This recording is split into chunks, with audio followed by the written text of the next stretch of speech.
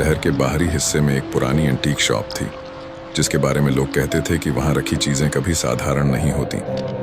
एक दिन कॉलेज की लड़की अनुष्का उस दुकान में गई। वहां धूल और जाले से घिरी एक गुड़िया पड़ी थी। लंबे कान, लाल चमकती आंखें और चेहरे पर अजीब सी मुस्कान। अनुष्का को गुड़िया अजीब लगी, मगर नजरें उससे हट नहीं रही थीं। उसने तुरंत गुड़िया उठा ली।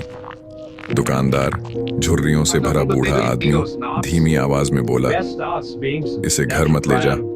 इसकी आंखों में देर तक मत देखना, वरना ये तुम्हें पहचान लेगी। अनुष्का ने हंसते हुए बात को मजाक समझा और गुड़िया खरीद ली। रात को घर लौटकर उसने गुड़िया को अलमारी पर रख दिया। तभी से अजीब घटनाएं शुरू हो गईं। कमरे की लाइट अपने आप टिमटिमाने लगी।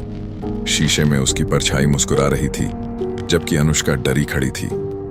आधी रात को उसे लगा कोई उसके कान में फुसफुसा रहा है, मैं तुम्हारे पास हूं, तुम मुझे नहीं छोड़ सकती। सुबह उसने देखा कि गुड़िया अलमारी पर नहीं, बल्कि उसके बिस्तर के पास रखी थी, और मोबाइल में रात की एक वीडियो रिकॉर्डिंग मिली।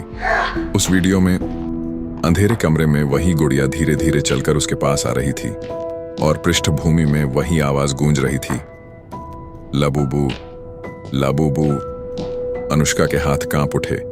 उसे समझ नहीं आ रहा था ये कोई सपना था या डरावनी हकीकत की शुरुआत। अनुष्का ने गुड़िया से छुटकारा पाने की सोची। अगले दिन उसने उसे पास की झील में फेंक दिया।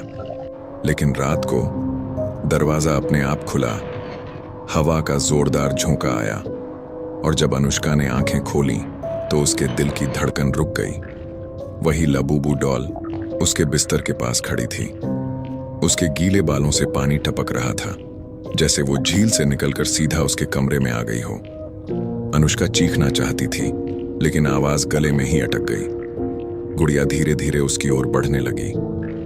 अब तुम मेरी हो, तुम्हें कोई नहीं बचा सकता। कमरे का शीशा टूट गया। उसमें अनुष्का की जगह एक छोटे खून से सने बच्चे की परछाई थी, जिसकी आंखें लाल थीं और हाथ में वही लाबूबू डॉल थी। बच्चा मुस्कुराकर बोला, मुझे जिंदा ही इस गुड़िया में कैद कर दिया गया था, और अब तेरी आत्मा मेरी जगह लेगी। लाइट चली गई। अंधेरे में बस लाल आंखों की चमक दिख रही थी।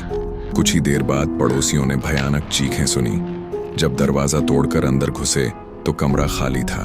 बस एक कुर्सी पर वही लाबूबू डॉल रखी थी। उसके चेहरे पर और भी चौड़ी मुस्कान थी। गुड़िया की गोद में अनुष्का का मोबाइल पड़ा था।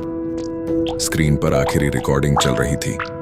अनुष्का का चेहरा चीखते हुए, और फिर अचानक कैमरे के सामने बच्चे की डरावनी आंखें। उसके बाद स्क्रीन ब्लैक हो गई। लोग कहते हैं आज भी उस घर में रात के वक्त बच्चों की हंसी सुनाई देती है, और जो भी उस गुड़िया को उठाने की कोशिश करता है, उसकी आत्मा हमेशा के लिए उसमें कैद हो जाती है। समाप्त। अगर आपको यह डरावनी कहानी पसंद आई हो तो चैनल को लाइक।